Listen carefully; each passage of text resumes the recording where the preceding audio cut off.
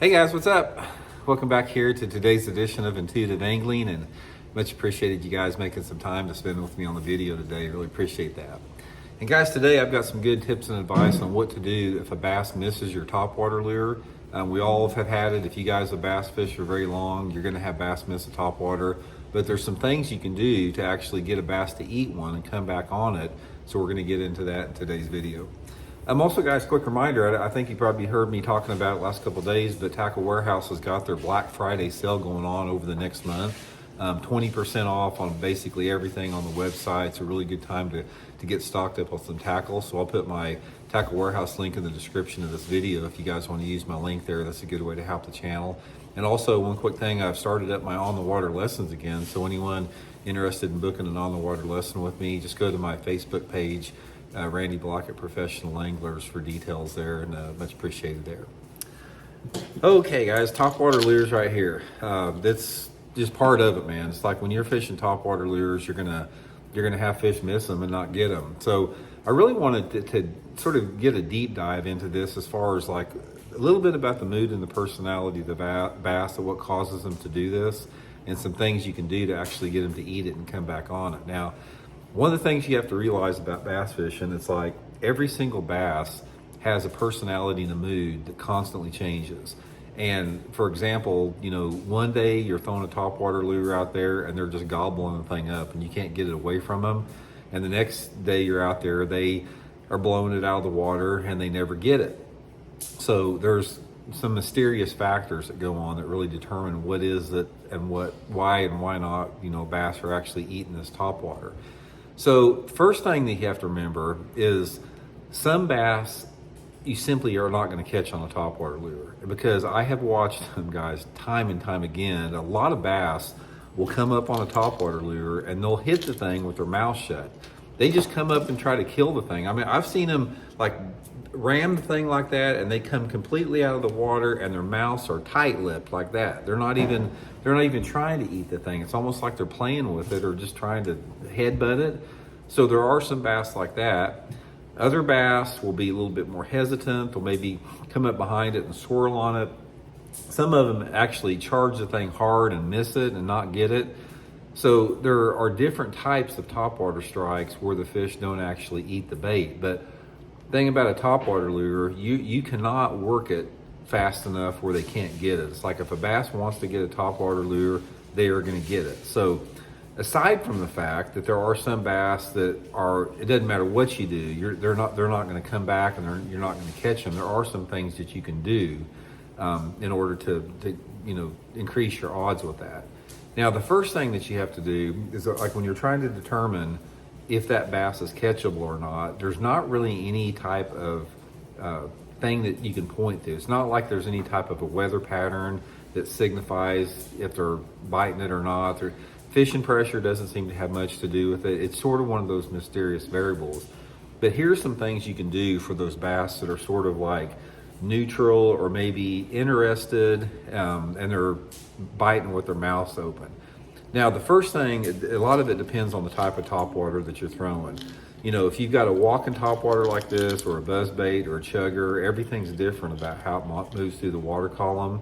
But here's probably one of the biggest pieces of advice I can give you. It's like, when you're, say for example, you're working your topwater lure like this and one comes up and hammers it like that, don't ever stop it or slow it down. Keep it moving at the same pace or even speed it up a little bit. Now, one of my favorite things to do is, say I'm working my walking topwater like this across the surface, one comes up and blows up on it. I work it fast to try to get it away from them, because you're capitalizing on an instinct strike. It's like if you speed a topwater up, the bass has to make a split-second decision on whether or not that they're going to either let it go by them or go after them. But to me, as far as the nature goes, if you're getting attacked by a predator, you come through there and you're this minnow coming across the surface and you got something coming after you, you're going to try to get away from it as fast as you can. So probably my number one thing as far as getting the fish to actually eat it is to speed it up a little bit. I don't mean like speed it up super fast, but speed it up about 25 to 50% faster than you were working it when the fish hit it. That's gonna be a big thing with it.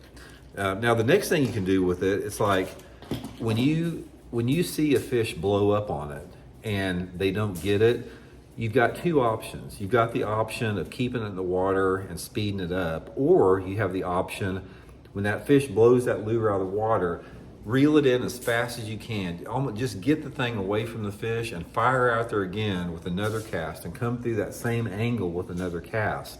A lot of times this is going to make a big difference. I have seen this work a ton of times too. It's like if I can get that bait fast enough away from that bass and I can throw right back up in there, it's like a lot of times the second time they're going to get that. I've noticed that.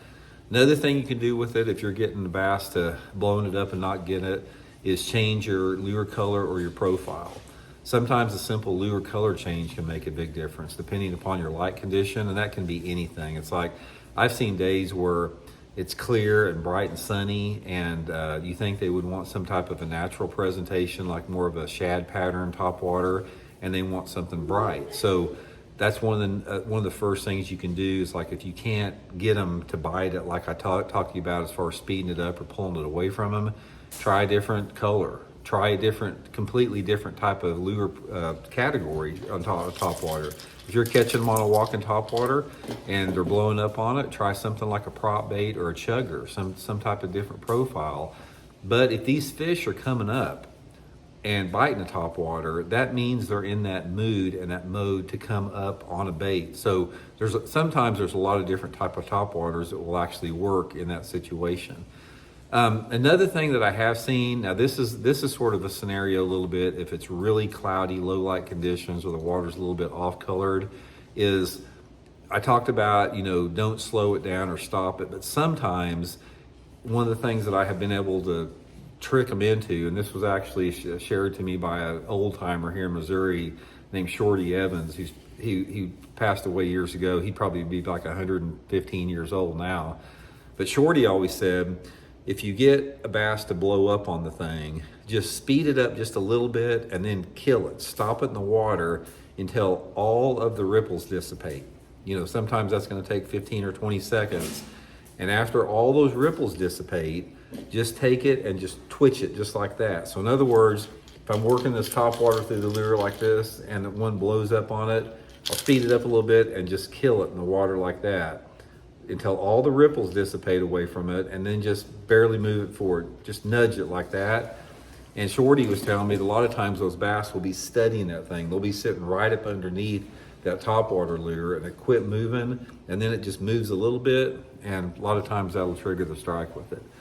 So that it's sort of a finicky deal. It's not like you can read a fish, because every fish, it's like their mood, their personality is different. So you can't really have one thing that works on every situation as far as how to catch those fish that miss the top water. Some of the things I talked about are definitely going to help you, but sometimes they're just going to do that. I've had tournaments where, man, if I had caught the fish that blew up on my top water, I'd have ran away with the tournament, and that happens a lot. Top water will produce a big fish bite. It's one of the best lures to catch big fish on, over 4 pounds. But they're hesitant on it. It's like a topwater lure is something that it gets the attention and it gets the curiosity of the bass, but they're very wary on it. It's like most of the time they know better. They know what something that is real coming across the water on the surface looks like. And there's so many other topwater lures out there that don't really look like anything that's real. And, that's why you lose a lot and miss a lot of fish on them. So anyway, that's a few tips I can give you guys on it. I hope it helps y'all, get more fish in the boat, not miss as many, and we'll talk later.